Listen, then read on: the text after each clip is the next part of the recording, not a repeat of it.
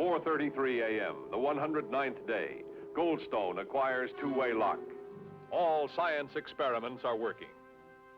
Mariner 2 has successfully traversed 180 million miles of space.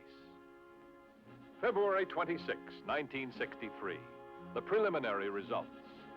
At the encounter altitude, Venus has neither a magnetic field nor a high-density electron ionosphere.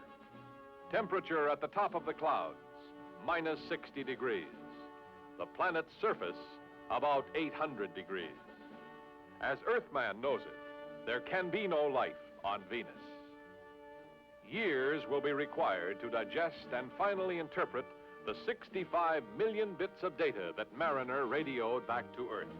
But perhaps most significant, a planetary spacecraft system has been designed and proved.